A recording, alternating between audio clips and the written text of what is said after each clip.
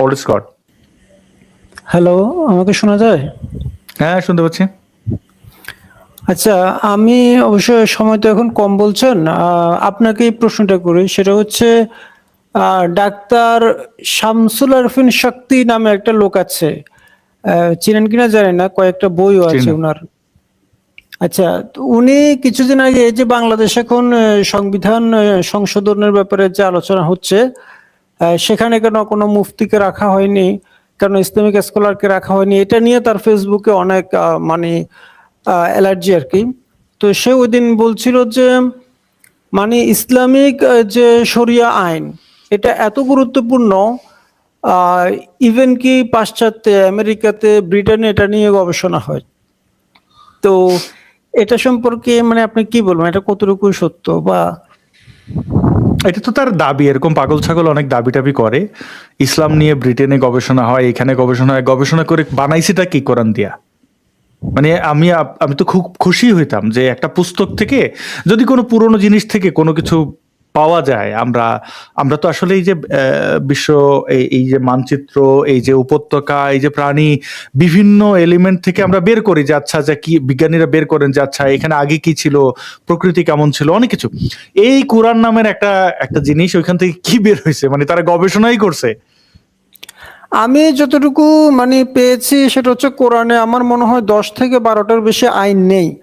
তো 10 থেকে 12টা আইন দিয়ে কি একটা রাষ্ট্র পরিচালনা কি সম্ভব? তো তাহলে উনি কিভাবে বলছেন যে আমেরিকাতে, ব্রিটেনে ইসলামিক আইন নিয়ে গবেষণা হয়, সেখান থেকে অনেক আইন নাকি তারাও নিয়ে ইমপ্লিমেন্ট করে? তো আমি তো এটা পাই না। আর আরেকটা পরের প্রশ্নটা হচ্ছে ইমরান ভাইকে, সেটা হচ্ছে আচ্ছা, এই যে ঢাকা শহরে বিভিন্ন জায়গায় আমরা দেখি যে শরিয়া আইনের যে আচ্ছা, আপনি পরের পরের প্রশ্নে যাওয়ার আগে একটা জিনিস বলে রাখি ভাই। জি কোরআন থেকে এত এত ইহুদি নাসারা এত কিছু আবিষ্কার করে ফেলে, অথচ মুসলমানদের মধ্যে যারা কোরআন নিয়ে প্রচুর পড়াশোনা করেন, হাফেজ মাওলানা মুফতি শায়েকরা, তাদের মধ্যে যারা ধর্ম ব্যবসায়ী না, সৎ মানুষ এবং বুদ্ধিদীপ্ত মানুষ, তারা কিন্তু ইসলাম ত্যাগ করে ফেলে। অথচ কোনো বিজ্ঞান, কোনো কিছু বানানো, মাদ্রাসা থেকে কোনো কিছু বানাইতে আমরা দেখি না। এখন খুব জনপ্রিয় চ্যাট জিপিটি একজন ইহুদির এবং সমকামীর, তিনি বানাইছেন এটা। মাদ্রাসার কোনো কোনো মুফতি, কোনো সাহেবের কারোর কিছু পাই না। কোনো নোবেল টোবেল যাও পায় আহমেদিয়া, তাদের আবার মুসলমানও মনে করে না। মানে আমি বুঝলাম আর কি, মাদ্রাসা মানে শিক্ষা নিয়ে যারা খুব খুব তারা ওই বড় জোর ডিলা কুলুপের ফতোয়া পর্যন্ত, মানে আমি দেখি যে একটা জেনারেশনকে অন্ধ বানিয়ে রাখা হচ্ছে।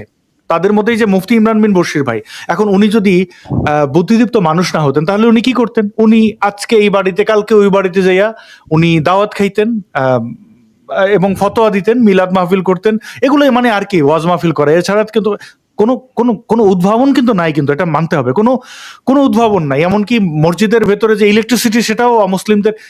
আমাদের এই কোরআনের বিজ্ঞানীরা করছেন কি? কিছু করেন না। যে আমি দুঃখিত, আপনি যদি পরের প্রশ্নটা। হ্যাঁ, না ঠিক আছে। আমি আপনার সেম প্রশ্নটা ওই দিন একজনকে ফেসবুকে করেছিলাম। তো আমি বললাম যে আম, সৌদি আরবে যদি আল্লাহ এতই খনিজ সম্পদ দিয়ে থাকেন, তো তাহলে সেটা সাহাবীরা এবং নবী কেন উত্তোলন করতে পারলেন না? কেন সেটা আমেরিকা এসে করতে হলো? তখন উনি উত্তর দিলেন যে তখন মুসলিমদের এত সম্পদ ছিল, ওগুলো মাটির নিচ থেকে বের করার প্রয়োজন ছিল না এত ওই সম্পদ ছিল, সময়। লুটপাট করতেছে। হ্যাঁ, ওকে। সেম এক্স্যাক্টলি, আমিও একই কথা বলেছি। আচ্ছা, যাই হোক, তো ইমরান ভাইকে প্রশ্নটা হচ্ছে এই যে শরিয়া আইন, ইনসাফের আইন, এরকম অনেক ব্যানার পোস্টার আমরা ঢাকা শহরে এখন দেখতে পাই। বিভিন্ন যে দলগুলো আছে ওরা এগুলো লাগিয়ে দেয়, বড় বড় পোস্টার গুলো। এখন আমার কথা হচ্ছে এই যে আসমানি বিধান যে কথাটা বলা হয়, আল্লাহর বিধান, আমরা ইসলামী শরিয়া যেটা আছে সেটা যদি আফগানিস্তানের শরিয়াটাও ধরি, সেটা কি আসলে কি সবকিছু আল্লাহর দেয়া ওখানে, নাকি এখানে অনেক কিছু মানুষেরও আছে? যেমন ধরেন আমি দেখতে পাই অনেক কিছু ওমর রাদিয়াল্লাহু আনহু কি করেছিল, অনেক কিছু, অনেক আইন যেটা কোরআনেও নাই, হাদিসেও নাই, উনি এগুলো ইমপ্লিমেন্ট করেছিলেন। এভাবে হতে হতে একেবারে মনে করেন যে আমরা জানি কি ফতুয়ায়ে আকবর, ওইটা কি কোনো কোরআন ওনা হাদিসও না, ওখানে কিন্তু অনেক ধরনের ফতুয়া আছে যেগুলো অনেক ইসলামী আইন বা ইসলামিক দেশে এগুলোকে বাস্তবায়ন করা হয়। তো এক্ষেত্রে তাহলে এটাকে আমরা কিভাবে বলতে পারি যে শরিয়া আইন আল্লাহর আইন? এটাও তো ধরতে গেলে এটাও তো মানব রচিত আইন। আপনার কি মনে হয়? আমি কি বলবো, পুরো ইসলামে আমি এত বছর পড়াশোনা করলাম, পুরো কোরআনের হাফেজ হলাম, তাফসির পড়লাম, হ্যাঁ, ইসলামী ইতিহাস যতটুকু যা আছে পড়লাম, কোথাও আসলে আমি আল্লাহর অস্তিত্ব পাইনি। হ্যাঁ, আল্লাহর অস্তিত্ব পাইনি কোথাও না। আপনি যেগুলোকে বলেছেন আল্লাহর, সেগুলোতে আমি কোনো যৌক্তিকভাবে আমি আল্লাহর অস্তিত্বের কথা, আল্লাহ যে এই বিধানটা দিতে পারেন, দিয়েছেন, এর কোনো প্রমাণ যেহেতু পাইনি, আমি বলবো পুরোটাই হচ্ছে, যেহেতু আমার সংশয় যদি থেকে আমি ধরেও পুরোটাই নেন, পুরো কোরআন, যদি হ্যাঁ, আর যদি ধরেও নেন ধরে কোরআন, হ্যাঁ, কোরআনে যা আছে সেটা আল্লাহর বাণী, হ্যাঁ। হুম হুম, যেমন আপনি ইসলামী শরিয়া যদি কায়েম হয়, বিবাহিত নারী পুরুষ যদি জিনা লিপ্ত হয়, তার শাস্তি হবে রজম, প্রস্তরাঘাতে হত্যা করা। এটা হচ্ছে শরিয়া আইন, অর্থাৎ ইসলামিক বিধান। কিন্তু আপনি রজম সম্পর্কিত আয়াত আপনি কোরআনে খুঁজে পাবেন না।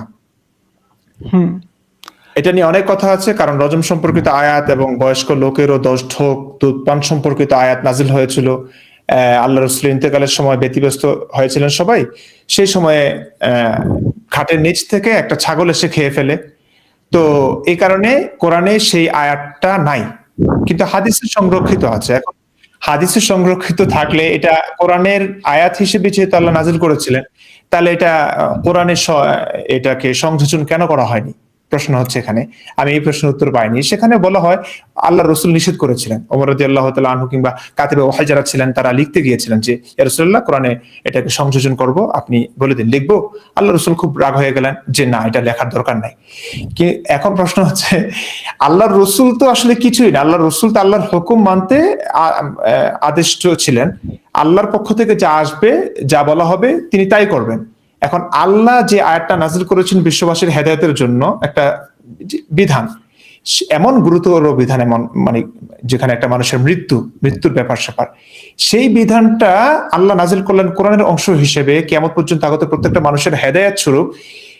সেই আয়াতটা আল্লাহর রসুল লিখতে নিষেধ করলেন, এখানে আপনি কি বলবেন?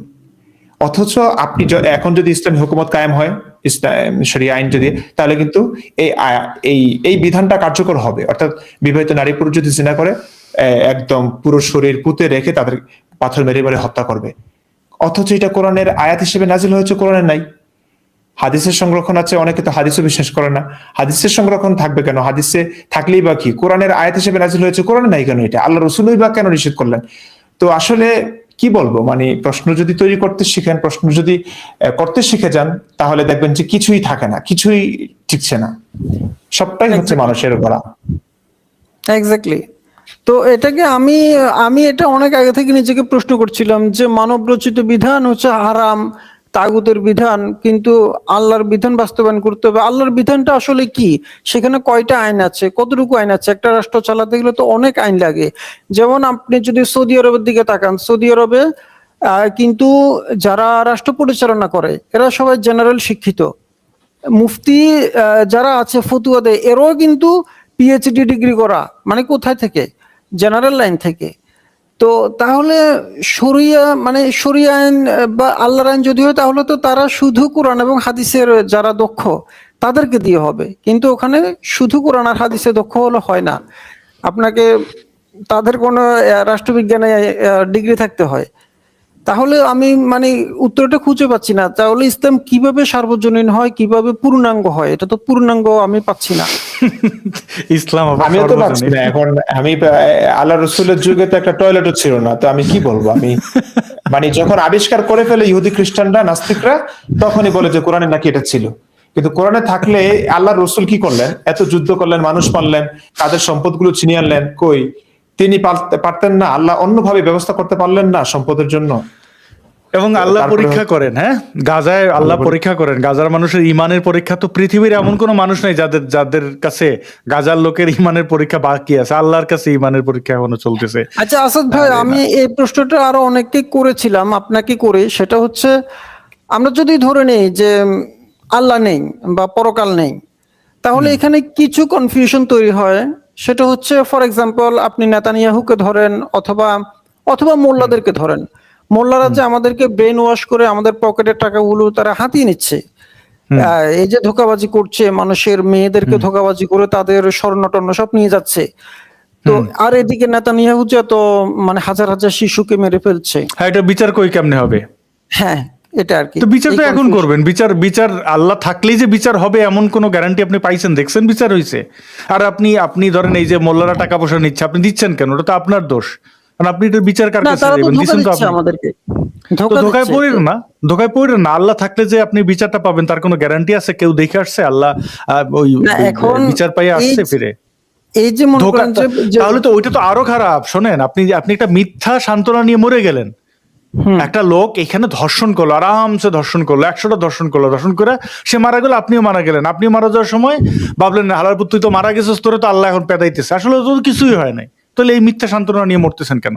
তার চেয়ে ভালো আপনি যদি দেখেন আল্লাহ এইগুলা নাই, ভুংবাং, আপনি তারে শাস্তি দিতে পারেন নাই, আপনি চেষ্টা করেছেন, আপনার মনে একটা সান্ত্বনা থাকবে সৎভাবে যে আমি চেষ্টা করেছি, তাকে আমি ধরতে পারিনি। আমি তো অনেক অপরাধীকে অনেক জীবনে অনেকবার শাস্তি দিতে পারিনি, তাতে কি হয়েছে? তাতে কি আমার জীবন ব্যর্থ হয়ে গেছে? না। না, এখন এই যে শিশুগুলো অনেকের হাত পা চলে গেছে, এরা সারাটা জীবন কিন্তু সাফার করবে। তো এই যে তারা তো নেতানিয়াহুকে কিছু করতে পারছে না। ওই আমেরিকা শিশুগুলোর তাদের- জন্য দায়ী তো নেতানিয়াহুর চেয়ে বড় দায়ী হামাস। সেই শিশুগুলো বড় হয়ে হামাসদের মতো সন্ত্রাসীদের নির্মূল করবে। হুয়েভার, তো এই যে হামাসকে তাহলে শাস্তিটা কে দিবে? এই শিশুদের হামাসকে সাফারিং এর। হামাসকে শাস্তি এই যে বর্তমান আল্লাহ ইসরায়েল দিতেছে। আচ্ছা, এখন আমার কথা হচ্ছে এই যে সাফার করছে আরেকজনের কারণে, হুম। তার সান্ত্বনাটা কি হবে? বা তার তার তার সান্ত্বনা হচ্ছে যে তার তার বাবাদের ধৈর্য জুতা পেটা করবে যে তুমি আমার এখানে জন্ম দিছো কেন, যুদ্ধের মধ্যে, যেখানে তুমি নিজে বাঁচবা কিনা তুমি জানো না, আমার এখানে জন্ম দিছো কেন? তোমার এত লাগাইতে সেটাও ইচ্ছে তো করলে অন্য possible জায়গায়, না। মানে অন্য পদ কেন অফকোর্স পসিবল। আমার আমার যদি এরকম বাবা মা আমাকে এরকম যুদ্ধ বিগ্রহের মধ্যে জন্ম দেন, আমি অবশ্যই আমার বাবা মাকে প্রশ্ন করবো যে তোমাকে কেন প্রশ্নটা হয়তো আমি আমি করলেন, পৃথিবী- প্রশ্নটা করলেন, কিন্তু সাফারিংটা তো আর চলে যাবে না। তো আপনি কেন আল্লাহ থাকলে চলে যাবে কেমনে আমায় বোঝান? আল্লাহ থাকলে পরকালে ওইটার যে সাফারিং এর দেখে প্রতিদান আসছেন। দেয়া হবে, প্রতিদান দেয়া হবে, মনে করেন যে হাজার হাজার হুর দেয়া হবে, এটা তো ফলমূল এটা দেয়া হবে। তো এটা তো একটা একটা দাবি। আচ্ছা, দাবি হোক। বুঝলাম বুঝলাম বুঝলাম। আচ্ছা আচ্ছা ভাই ভাই বুঝলাম, এগুলো দেওয়া হয়। হুম। আপনি আমার বাংলাদেশে এমন একজন মোমেন্টকে দেখান তো এটা সে বিশ্বাস করে, এবং এই বিশ্বাসের কারণে সে যখন তখন মরতে পারে, দেখান তো। আচ্ছা, কোনো পরিচিত মুখ, মানে অমুক অমুক অমুক কুদ্দুসউদ্দিন না, একটা পরিচিত মানে ধরেন মিজানুর রহমান আজহারী, তারে বলেন তো যে আপনি তো জীবনে অনেক আমল করছেন, তো আপনি এখন আপনি তো জান্নাতেই যাবেন, তাহলে যান একটু গাজায় যায় শহীদ হন। আমি উদাহরণ হিসেবে আরেকটু বলতে পারি, হুম। আল্লামা শফি, তিনি যখন মারাত্মক অসুস্থ তিনি ইন্ডিয়াতে গেছেন, অমুসলিমদের কাছ থেকে চিকিৎসা নিয়েছেন। কেন উনি ইন্ডিয়া যাওয়ার দরকার কি? বাংলাদেশ থেকে মারা যায়, মানে বাংলাদেশের চেষ্টাটা করুক, অমুসলিমের কাছে যাব না। বাংলাদেশে থেকে হাসপাতালে হয় নাই মারা গেছি, ওনার তো হুররা বসে আছে তো ভাই, তারা কি বিশ্বাস করে? তারা চায় আরো 2 দিন পৃথিবীতে বাঁচতে, কারণ সে তার ওই ভরসা নাই। আচ্ছা আসাদ ভাই, এখানে প্রসঙ্গক্রমে একটা কথা যদি একটু বলি, আপনি এই যে আল্লামা শফির যে উদাহরণটা দিয়েছেন, সেটা হচ্ছে আম, সৌদি আরবের যে আল্লামা বিন বাজ, এবং বিন বাজের পরে ছিলেন যে সালেহ আল ওসাইমিন। হুম। তো বিন বাজের ক্যান্সার হয়েছিল, উনাকে সৌদি সরকার বলেছিল যে আপনার উন্নত চিকিৎসার জন্য আমেরিকাতে যান। উনি যাননি, ডিনাই করেছেন যে এটা ইহুদি খ্রিস্টানের দেশ, ওখানে গেলে আমার ঈমান থাকবে না। এই কথাটা শুনে আমি যেটা করেছি, এবং উনি আল্লাহর উপর তাওয়াক্কুল করেছেন যে এটা রোগ আল্লাহ দিয়েছেন, আল্লাহ ভালো করবেন, আমার চিকিৎসারও দরকার নাই, উনি এরকম কথা বলেছিলেন। এটা আমি আলেমদের কাছে শুনেছি বা বই পুস্তকে পেয়েছি। এটা শুনে আমি যেটা করেছি, আমার একটা মানে মেডিকেল রিপোর্ট ছিল যেটা আমি আমেরিকা থেকে করিয়েছি, প্রায় 2-3 লক্ষ টাকা খরচ করে। আমি ওই বিন বাজের কথাটা শুনে আমার এমন অবস্থা হলো, আমি কি করেছি, আমার এই রিপোর্টগুলো পুড়িয়ে ফেলেছি, যেটা বর্তমানে আমার জন্য অনেক গুরুত্বপূর্ণ ছিল, এবং এটার জন্য এখন আমাকে সাফার করতে হচ্ছে। বলছে যে এই রিপোর্টগুলো এখন নতুন করে আবার করা সম্ভব না, আপনাকে আবার হাসপাতালে ভর্তি হতে হবে, আবার সবগুলো অর্গানের টেস্ট করতে হবে, এটা সম্ভব না এখন, মানে ডাক্তাররা বলছে আর কি, চট্টগ্রামের ইউএসটিসি হাসপাতাল থেকে আমি এটা করেছিলাম। তো এরপরে দেখলাম যে সালেহ আল ওসাইমিন আবার আমেরিকাতে গিয়ে চিকিৎসা করেছেন। তখন আমার এই যে কষ্টটা লাগা শুরু হলো যে কিরে, বিন বাজের কথা শুনে আমি আমার রিপোর্ট পুড়িয়ে ফেললাম আল্লাহর উপর তাওয়াক্কুল করে, আবার ওসাইমিন কেন গেল আমেরিকাতে? তো যা যাই গেছে হোক, তো গেছে। দেখেন এই এই এই হিপোক্রিটদের, আমি যেটা বলছিলাম যে বাংলাদেশের মানুষও কিন্তু আল্লাহর উপরে, আল্লাহকে বিশ্বাস করে কিন্তু আল্লাহর উপরে কোনো ভরসা নাই। দেখেন সে কিন্তু ঠিক তার দোকানটাকে ভালো করে তালা মারে, তার ঘরটাকে তালা মারে, তার মসজিদটাকে তালা মারে, ভাই জুতা সামনে নিয়ে নামাজ পড়ে, আপনি বলেন আমারে সেজদা দিয়ে, মানে ভরসা কিন্তু। তো আপনি আপনার রিপোর্ট খুঁজে আপনি ওই ওই যে হাসপাতালে করেছেন ওই ওদের ওয়েবসাইটে থাকবে, মানে ওদের কাছে ডেটা থাকে, আপনাকে যে রিপোর্টটা দেয় না, এটা ওদের এটা কাছে এটা এটা ছিল প্রায় 2011 সালের দিকে আমি এটা দেখেছি। তো যে ডাক্তার করেছিল ওই ডাক্তার আবার অন্য হাসপাতালে চলে গেছে, চট্টগ্রাম মেডিকেলে চলে গেছে। ওই ডাক্তারের যে কম্পিউটার ছিল সেই কম্পিউটার ওই রুমে আরেকজন এসে দায়িত্ব নিয়েছে, নিয়ে উনি এটা রিসেট করে দিয়েছিলেন। তো বলেছে এটা নাই, এটা পাওয়া যায়নি। যাই হোক, তো ইসলাম কিভাবে আমি আমার একটা বন্ধুকে পেয়েছি, সে তার জীবনের অনেক গুরুত্বপূর্ণ কিছু ছবি ছিল, ছোট কালের থেকে নিয়ে অনেক গুরুত্বপূর্ণ অনেক ইভেন্টের ছবি ছিল। একটা পর্যায়ে আলেমদের কথা শুনে যে ছবি হারাম এই সেগুলো শুনে তার সমস্ত মেমোরি ডিলিট করে দিয়েছে। পরে আবার এখন শুনতেছে যে না, ছবি হারাম না, মানে অনেক মুফতিরা ফতোয়া দিচ্ছে না হারাম না, ঠিক আছে। এখন সে ইসলামকে গালাগালি শুরু করেছে যে কিভাবে মানুষের ক্ষতি করে, আমার কত গুরুত্বপূর্ণ ইভেন্টের ছবিগুলো নাই। আচ্ছা যাই হোক, এখন আসাদ ভাই আমি এটার উত্তর কিন্তু আসলে পাইনি। আপনি যেটা বলেছেন আর কি, ওই যে পরকালের যে গুরুত্বটা, এটাকে দুই ভাবে দেখা যায়। এক হচ্ছে পরকালে যদি থাকে তাহলে কিছু মানুষ চিন্তা করে যে পরকাল যেহেতু আছে সেহেতু আমি মনে হয় এই অন্যায়টা করলে আমাকে পরকালে যেহেতু শাস্তি পেতে হবে, আমি অন্যায়টা না করি। হ্যাঁ, এরকম কিন্তু মানুষের কাছে এরকম একটা চিন্তা আসে।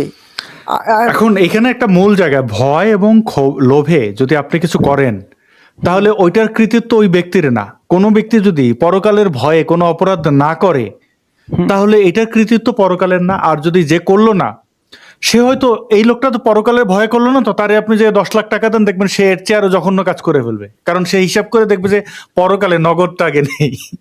তো আসলে আপনি যেটা যেটা বলতেছেন ওইভাবে টেকে না। যদি এটা টিকতো ভাই, এই যে দুর্নীতি, ঘুষ, 90% মুসলমানের দেশে মসজিদের অভাব আছে, ইমামের অভাব আছে, সবাই তো নামাজে বলছে এগুলো না করার জন্য।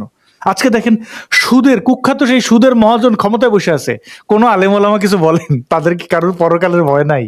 আপনি বলেন।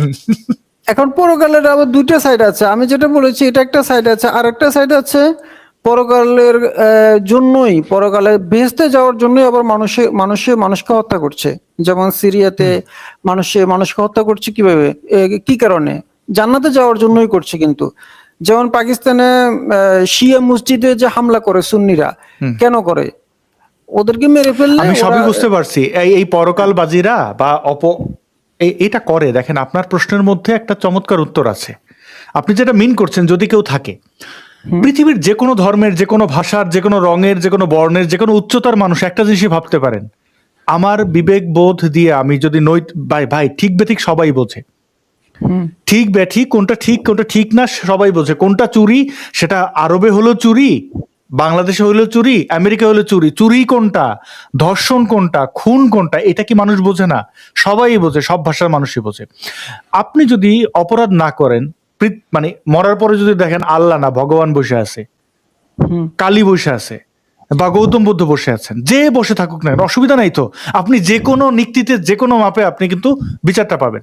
এইবার আপনি যদি ধরেন একজন হিন্দু মানুষ, সে মারা গেল, তার সাথে অন্যায় হয়েছে, সে মারা গেল, সে তো বিচার পাবে না, কারণ সে তো হিন্দু, সে তো প্রথমেই জানলাম। সেও কিন্তু বিচার পাবে যদি এই জিনিসটা থাকে যে আমি কাজটা কি করছি, আমি ন্যায় করছি। তো ঠিক আছে, আল্লাহ থাকলে থাকবে, ভগবান থাকলে থাকবে না। আমি তো ধরেন এই যে ধরেন আমি তো মুনাফিক না, আমি নাস্তিক, আমি বলি নাস্তিক। এখন ইমরান বিন বশির ভাই কনফিউশনে আছেন, উনি বলেন সংশয়বাদী।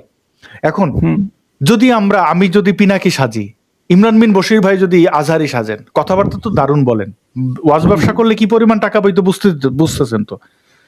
নাস্তিকদের তুলোধনা করার, দেখেন এই বাংলাদেশে কিন্তু সব আছে, নাস্তিকদের কাউন্টার দেওয়ার কোনো ওয়াজই নাই। দেখেন জিনিসটা। তো যদি উনি ওইটা সাজতেন, কাউন্টার দিতে পারেন না দিতে পারেন, সাজলেই হইলো। এই যে জাকির নায়করে বলেন এত বড়, মানে সে কি করছে, তার যোগ্যতা কি দেখবে না? আচ্ছা, আমাদের এক বীর পাইছি, পিনাকি ভট্টাচার্য, একজন হিন্দু ব্যক্তি, নাস্তিক, সে শুধু ভিডিওর আগে আলহামদুলিল্লাহ সুবহানাল্লাহ বলে তারে একদম পুরো আবু তালেব ঘোষণা দিয়ে দিছে ওয়াজ মাহফিলকারী। তো ভাই এইখানে আছে আপনার উত্তর যে আসলে পরকাল বলে কিছু থেকে থাকলে আমি মনে করি সেখানে সবচেয়ে কম বিপদে পড়বে নাস্তিকরা। এর কারণ হচ্ছে কি, কারণ সে পক্ষ নেয় নাই, কারণ সে নিরপেক্ষভাবে দেখছে এটা ঠিকটা ঠিক জাকির বলছে, নায়েকও বেঠিক- বলেছে। জাকির নায়েকও তার একটা ভিডিওতে বলেছে যে আমি ইহুদি খ্রিস্টান হিন্দুদের থেকে নাস্তিকদেরকে বেশি ভালোবাসি। এটা একটা তার একটা ভিডিওতে আছে। জাকির নায়েক জাকির বাটপারি করেছে নাস্তিকদের বা এই যে ধর্ম নাস্তিকদের, ওটা হচ্ছে নাস্তিকদের তাদের আরাম হচ্ছে যে খ্রিস্টান থেকে মানুষ যেন নাস্তিক হয়ে যায়, হিন্দু থেকে যেন নাস্তিক হয়ে যায়। হ্যাঁ, তারা যে দেশে থাকবে ওটা অমুসলিমের দেশ হলে ওটার জন্য একটু সেকুলার দেশ হয়। হ্যাঁ, ভারতে তারা সেকুলারিজম চায়, বাংলাদেশে চায় খিলাফত। তো এই এই বাটপার এদের কথা না ধরি। আশা করি আপনি মানে আমার সহজ বিষয় যে আল্লাহ টাল্লাহ আছে কিনা এটা নিয়ে আমার তো চিন্তাই নেই। এবং পরকাল আমার কাছে মনে হয় এটা একটা বোকাজ, এটা একটা সান্ত্বনা, বোকাদের সান্ত্বনা দেওয়া। আর যদি এরকম কিছু থেকেও থাকে, বিশাল একজন লোক বসে বসে তামাশা দেখতেছে, আমি তাকে প্রশ্ন করবো জান্নাত জাহান্নাম আমার দরকার নাই, আপনি ফাজলামিটা করছেন কেন? আমার উত্তর দেন যে আপনি এইগুলো এটা আমারও কথা। কোন ধরনের পরীক্ষা? এক্স্যাক্টলি। এটা এটা মানুষকে এভাবে কষ্ট দিয়ে আপনি কেন আপনাকে এই পরীক্ষাটা নিতে হলো, এই প্রশ্নটা হলো। আমারও। হ্যাঁ, আর সে আমাদের তখন করবে কি, মাইরে ফেলবে। আমি তো মরেই গেছি রে ভাই, আবার মারবে, আমি তো তখন মারাই গেছি। আচ্ছা ইমরান ভাই, আপনাকে একটা কথা বলি। এই যে মুসলিম ভাই নামে একটা লোক আসছিল না, এসে যে বলছিল ওই যে কিয়ামত কখন সংঘটিত হবে, বলেছে এই যে এই লোকটা যদি বেঁচে থাকে তার মৃত্যুর আগে কি হবে, কিয়ামত হয়ে যাবে। তো সেখানে সে বলছে এখানে ওই লোকদের মৃত্যু বুঝিয়েছে, যারা প্রশ্ন করছে তাদের মৃত্যু বুঝিয়েছে। তো এটা তো মানে একেবারে সিম্পল একটা কথা যে একটা বাচ্চা সে বড় হতে হতে ওরা মারা যাবে, ঠিক না? তো যদি বাচ্চাটা বেঁচে থাকে, বাচ্চাটা যখন বৃদ্ধ হওয়ার আগে এরা মারা যাবে, কারণ এরা তো তখনই বৃদ্ধ। তো ওই লোক যে এখানে মৃত্যুকে নিয়ে এসেছে, কিয়ামত মানে মৃত্যু, তো এর জন্য তো নবী হওয়া লাগে না। এই উত্তরটা দেওয়ার জন্য তো নবী হওয়া লাগে না, যে কেউ বলতে পারবে, ঠিক আছে, যে এই শিশুটা বড় সেটাই, এটা বিস্তারিত আলোচনা এগুলো আসবে। আসলে আমি তো এখানে ডিবেট করতে আসি না। না, এখানে আরেকটা বিষয় যে অনেক ভালো থাকবেন ওল্ডেস্ট গড। একটা বিষয় আমি একটু পরিষ্কার করি। প্রথম কথা হচ্ছে যে সহজ কথা সহজে বলার চেষ্টা করি, আমি চেষ্টা করি। ইমরান বিন বশির ভাইয়ের এত এত সমর্থক, এত মানুষ মুগ্ধ হন ওনার কথায় কেন নরম ভাবে বলেন? আমাদের এখানে আমরা দেখি অনেক মানুষ, ধরেন আমি একটা পশ্চিমের দেশে আছি, একটু ফটো করে ইংরেজিতে 2-3টা বলে ফেললাম, কিন্তু যার সাথে কনভারসেশনটা হচ্ছে এটা তো ঘরোয়া না, বুঝলেন জিনিসটা? এটা একটা পাবলিক প্ল্যাটফর্মে। এই যে আপনি যে প্রশ্নগুলো করেছেন ওল্ডেস্ট গড, কি সুন্দর চমৎকার প্রশ্ন। মানে মানুষের চোখের সামনে এই জিনিসগুলো ঘটে। এখন আপনি যদি উগান্ডার মানুষ হরিণের মাংস কেমনে রান্না করে এইটা যদি আমরা এখানে ব্যাখ্যা করি 8 ঘন্টা, কেউ কিন্তু ইন্টারেস্ট ফিল করবে না। এই মুহূর্তে আমাদের 5,000 লোক দেখছেন, ওইখানে দেখুন অর্ধেক লোক চলে গেছে। কারণ কি? কারণ সে কোনোদিন উগান্ডায় যায় নাই, তার কোনো প্ল্যানও নাই। ওইখানে হরিণ খাক আর কি খাক এটা তার ব্যাপার না, ঠিক কিনা? তো এই কিছু যারা একটু ইসলাম প্রচারকদের মধ্যে একটু বুদ্ধিশুদ্ধি আছে, তারা করে কি এই ধরনের ঝামেলায় যায় না, তারা চুপচাপ থাকে, সে তার মতো করে প্রশ্নের উত্তর খুঁজতে থাকে। আর কিছু ফাতরা সে জানে না 2 লাইন, এসে আপনাকে বিভিন্ন ফিলোসফিক্যাল টার্ম দিয়ে বোঝাবে যে আচ্ছা সে ফিলোসফির অনেকগুলো শাখা জানে, এবং আপনি তার সাথে এন্টারটেইন করেন, তার সাথে ওই ফিলোসফিক্যাল টার্মে আপনি ঢুকে তার সাথে অনেকক্ষণ বলবল করলেন, কিন্তু আপনার সামনের অডিয়েন্স কিছুই বুঝলো না। তো লাভ হইলো কি? সে আপনার ক্ষতি করলো না লাভ করলো? এরা আসে এই ফাতরামিগুলো করতে। সুতরাং আমার মনে হয়, দেখুন ভাই, যে সাজ্জাদুল মাওলানা শান্ত ভাই প্রাইভেট একটা চ্যাট করেছে, আলোচনার মুরুদ নাই, পড়লেও সফল।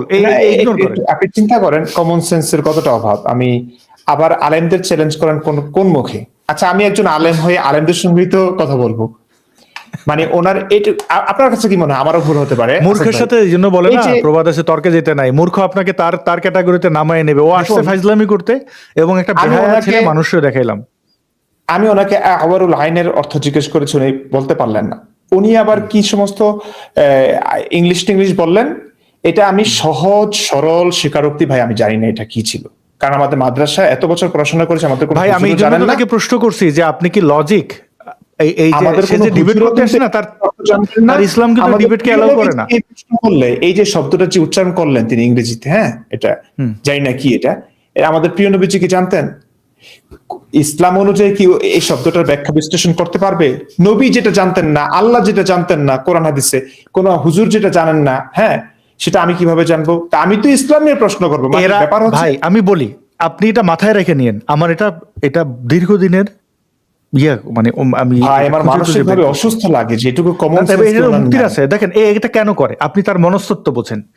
আপনি যখন এখানে একজন লোকের সাথে ইংরেজিতে যদি বা আরবিতে যদি, একটা ভালো আপনার জন্য উদাহরণ, আপনি একজন আরবিতে এক্সপার্ট লোক, একজন এখানে এসে আরবিতে আপনার সাথে অনর্গল আধা ঘন্টা কথা বললো, আমরা কেউ কিছু বুঝলাম না। আপনি ইমরান বিন বশির একজন সংশয়বাদী হিসেবে, অনেকের কাছে নাস্তিক হিসেবে পরিচিত, আর যে আসলেন সে হয়তো মামুনুল হক বা কেউ একজন শুধু সে ইসলামে বিশ্বাসী, এটা বললো তো এই আধা ঘন্টায় কে কি বলছেন, ওই এখানে যারা মুসলিমরা দেখবে তারা ভাববে আরে আরবিতে যেহেতু বলছে আমাদের ভাই, ধরেন রাফি একজনের নাম, রাফি ভাই শ্রেষ্ঠ, ইমরান বিন বশিরের দাঁত ভেঙে দিছে। আসলে ও বলো তো নিজেও বোঝে না কি হয়েছে। তো ওই যে রাফি একজন, আপনি আরবিতে আধ ঘন্টা কথা বলে তাকে যে এন্টারটেইনটা করলেন, আপনার লাভ হলো না ক্ষতি হলো? আপনার ক্ষতি হলো, কারণ এই অডিয়েন্সরা তার কিছুই বোঝে নাই। তো এই ফাত্রারা আসে আপনার সাথে ফিলোসফিক্যাল কয়েকটা টার্ম দিয়ে, আপনি বলবে, আপনি বলবেন না আমি তো এইটা জানি না, তো বলে আচ্ছা জানেন না, ও এটা জানেন না, নাস্তিক হয়ে গেছেন, দেন আমি শিখাই, মানে ভাবটা ধরবে কি? এই যে আপনি তাকে আরবি নিয়ে আপনি প্রশ্ন করেন, আপনি ইসলামিক গ্রন্থ নিয়ে প্রশ্ন করেন, সে ওখানে যাবে না, সে অন্যদিকে ছুটে, মানে সে আপনাকে আসে আসলে মূলত তার গায়ের কাদা আপনার গায়ে মাখাতে। এখন কাদা তার তো আর যোগ্যতা কিছু নাই, সে তো জীবনে, মানে ধরেন আপনি, সে একটা বিশাল কিছু, তো আপনার একটা ভিডিও সে ডিবাঙ্ক করুক, এইটা এরকম, সেটা আলোচনায় আসুক। এই যে এরকম পাগল ছাগল আছে, মানে তাদের যে ওই এই পালের যে গোদা, কি যেন নাম, এই মুশফিক মিনার, তারই মানে সে কাঁপে, আসে না এখন আর ডিবেটে কোথাও না, দৌড়ের উপরে থাকে। বা তাদের ওই যে ওরা কয়েকটা ডিবাঙ্ক করছিল। আচ্ছা রাহুলের, ওই যে রাহুল নামের একটা ছেলে আছে না, ব্যবসায়ী, এই ধর্ম ব্যবসায়ী, ওর ওখানে যে দেখেন আপনার নিজে কাউন্টার দিছে, আমি আগে দেখছিলাম, মানুষও এন্টারটেইন, কিছু বুঝেই না ও কি বলছে। মানে তো তুই একটা সফল হ এটা জিনিসটা, তারপরে আয়, যোগ্যতা নিয়ে আয়, তোর ইয়ে কি, ব্যাকগ্রাউন্ড কি। তো এই ফাত্রারা আসে, তারপরেও আমি যেহেতু গণতান্ত্রিক ইয়াতে, মানে ক্রম অনুযায়ী আমি সবাইকে অ্যাড করি, তাই তাকেও অ্যাড করেছিলাম, ফাত্রামি করেছে, বের করে দিয়েছি, যার যেটা। এদের এইভাবে লাথির উপর রাখবেন, এদের এই জন্য আসিফ ভাই করেন, যে খামারি বলেন না, আমি আগে কষ্ট পাইতাম যে এই যে খামারি আরো কি কি যেন বলেন, চুনাহাগা, এগুলো বলতেন, আমার কষ্ট হলো। আমি দেখছি যে যেমন এদের আসলে আপনার 3 ঘন্টা লস করার পর আপনি বুঝবেন যে আরে 3 ঘন্টা খাইয়ে ফেললো, আবার এখানে নাকানি চুপানি খাইয়ে গেল, এর লোকরা বলতেছে ভাই যেহেতু বলছে ইংরেজিতে ভালোই বলছে। তো এই নির্বোধ আর নির্বোধদের অনুসারীদের এন্টারটেইন করে। ব্যাপার হচ্ছে, ধরুন আমার ফিকা নিয়ে আলোচনা হবে, এখন আপনি ফিকা সম্পর্কে কিছুই জানেন না, হ্যাঁ, তা আপনি তো ফিকা নিয়ে আলোচনা করতে পারবেন না, বুঝবেন না। তা আপনি শুরু করে দিলেন মনে করুন জীববিদ্যা নিয়ে আলোচনা, জীববিদ্যা সম্পর্কে যা যা জানেন এখানে ছেড়ে দিলেন। তো এখানে আমি বুঝতে পারছি না জীববিদ্যা সম্পর্কে, আবার আমি জানি না, তো বাস উনি জিতলেন, কারণ ওনার কথা তো আমি বুঝি নাই। জীববিদ্যা জানেন না, কারণ কোরআনে সবকিছু আছে। মানে কি ব্যাপার। ওকে, সুমন আপনি আছেন।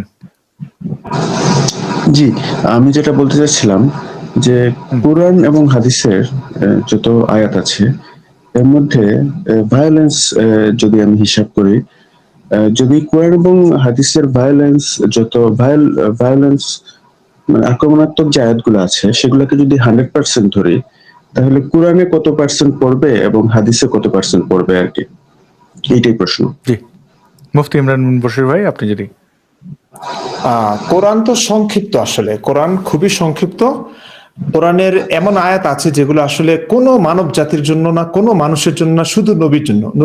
মনে করুন কোন একজন দাসীর সঙ্গে সেক্স করে ধরা খেয়েছেন, তার স্ত্রী অসন্তুষ্ট হয়েছেন, তখন দাসীর সঙ্গে আর সহবাস করবেন না বলে প্রতিশ্রুতি দিলেন, হারাম করে নিলেন। তখন আল্লাহ আয়াত নাযিল করলেন যে আপনি কেন এটা হারাম করলেন নিজের জন্য, দাসীর সহবাস তো আপনার জন্য বৈধ করেছে, আপনি করুন। আচ্ছা, এখানে কি কোনো মানুষের জন্য হেদায়েত আছে? কিছু নাই।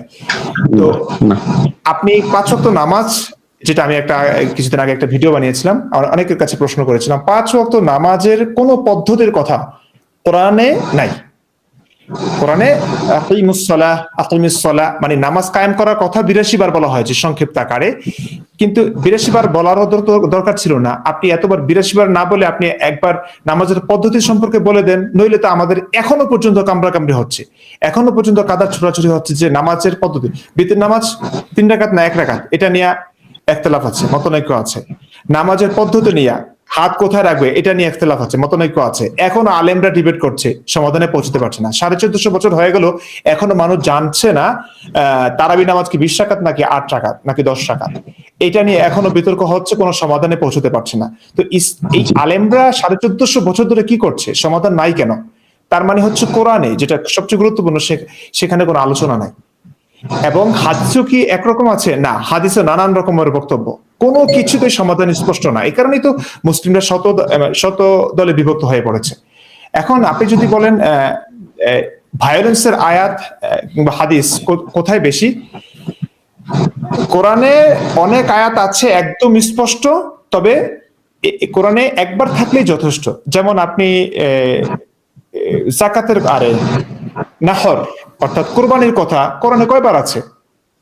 একদম কম। রোজার কথা প্রত্যেক বছর যেটা ঘুরে ফিরে আসে, সেই রোজার কথা 1-2টা আয়াতে আছে, এর বেশি নাই, একটা জায়গায় আছে। এত গুরুত্বপূর্ণ। তো কিন্তু জিহাদের কথা কোরআনের নানান জায়গায় ছড়িয়ে ছিটিয়ে আছে, অনেকবার, অনেক ভাবে, অনেক সুন্দর নিখুঁত বিবরণে।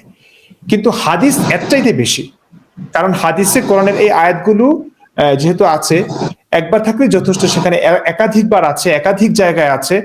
তো এগুলো তো সাহাবে কেরাম আমল করেছেন, তো এই তাদের আমল, কোন যুদ্ধ করেছেন, কোন যুদ্ধ করতে গিয়ে আবার রসুল কোন একটা আয়াত, কোন একটা হাদিস ডেলিভারি দিলেন, তো এগুলো তো কোরআনের সংযোজিত হয়নি, এগুলো তো হাদিস হিসেবে আছে।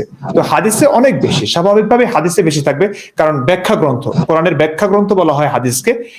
কোরআনে যেটা সংক্ষিপ্ত আকারে অস্পষ্ট ভাবে লেখা হয়েছে, সেটার বিশদ বিশ্লেষণ হাদিসে আছে। তো হাদিসে তো বেশি থাকবে স্বাভাবিক, কিন্তু কোরআনে যে কম আছে তা না। তবে কম্পেয়ার করলে হাদিসে আরো অনেক বেশি ব্যাখ্যা বিশ্লেষণ সহ, কারণ হাদিসে কোরআনে বলা হয়েছে জিহাদ করতে, হাদিসে আছে যে রসুল কেমনে মানুষ মেরেছেন, কেমনে ধোকা দিয়ে, প্রতারণা করে, কোন কৌশল অবলম্বন করে মেরেছেন, সেগুলো কোরআনে আসে নাই, কারণ সেগুলো তো রসুলের আমল, সেগুলো হাদিসে এসছে, ইতিহাসে এসছে, সেগুলো কোরআনে নাই। তো কম্পেয়ার করলে হাদিসে বেশি। জি, তার মানে 37 কি বলা যেতে পারে?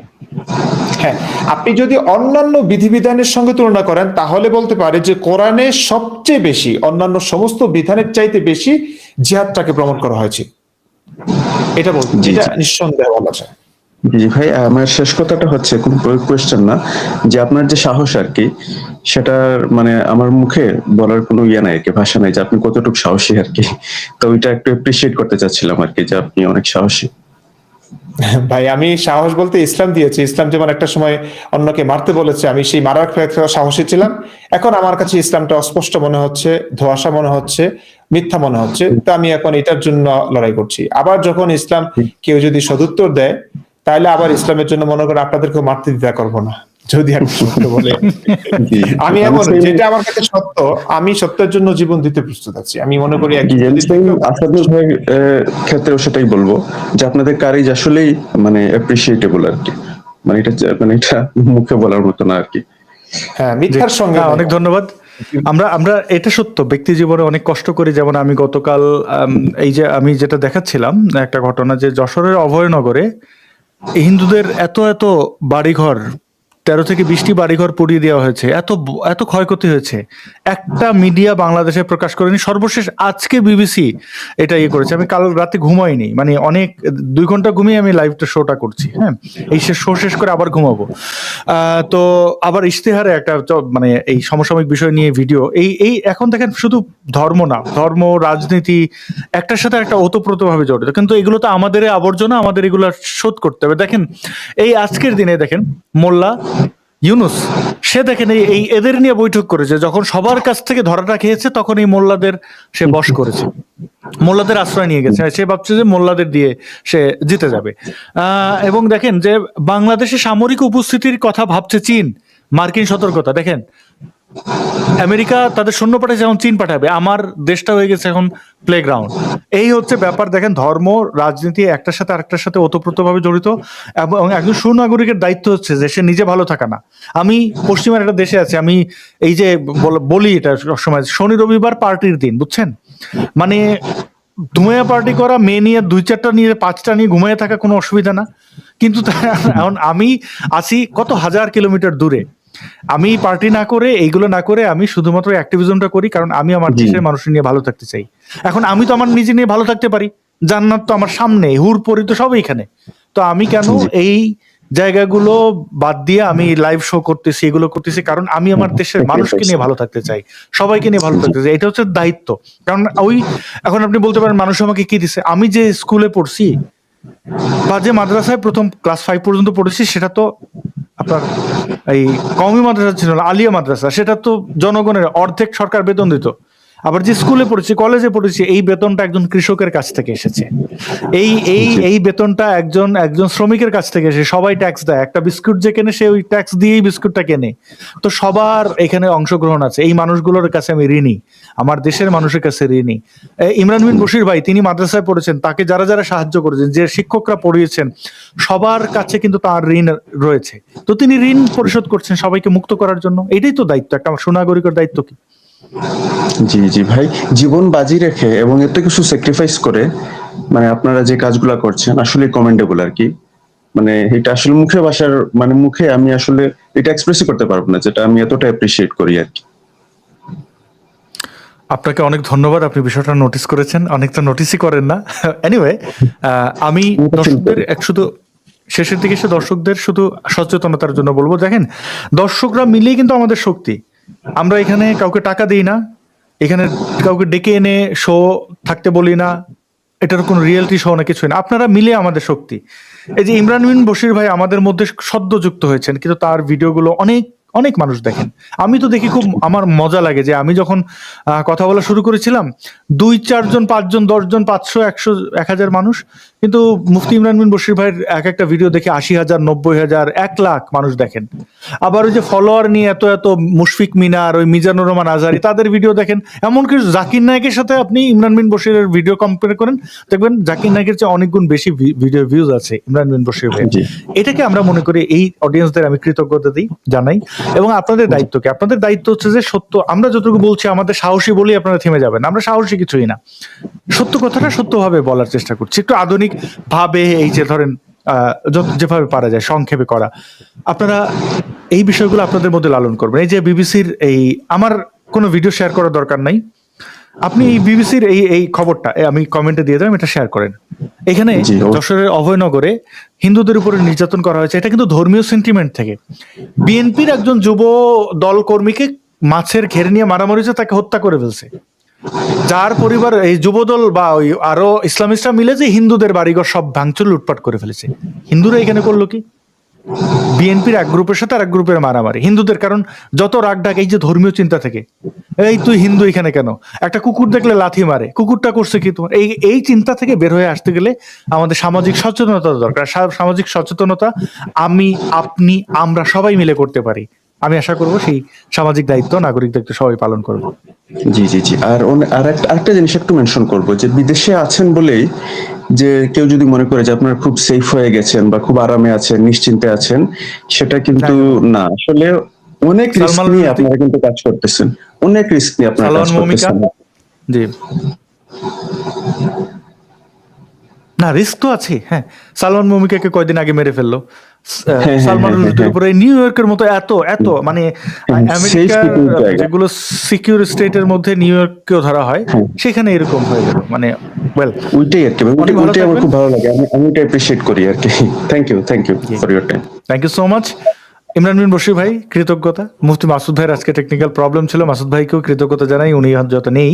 এবং দর্শক বন্ধুরা, আপনাদেরকে ধন্যবাদ এবং কৃতজ্ঞতা জানাই। এই এত রাতে আপনারা কয়েক হাজার মানুষ আপনাদেরকে দেখছিলেন, এই জন্য আমার পক্ষ থেকে, আমাদের পক্ষ থেকে ধন্যবাদ জানান। মুফতি ইমরান বিন বশির ভাই, শেষ বক্তব্য যদি আপনি রেখে আমাদের দর্শকদের জন্য লাইভটা শেষ করতেন। অলরেডি অনেকক্ষণ বিরক্ত করেছি, এতক্ষণ সঙ্গে থাকবার জন্য, সহ্য করবার জন্য অসংখ্য ধন্যবাদ, কৃতজ্ঞতা আপনাদের কাছে। ভালো থাকুন, সুস্থ থাকুন, আর কিছু বলার নেই।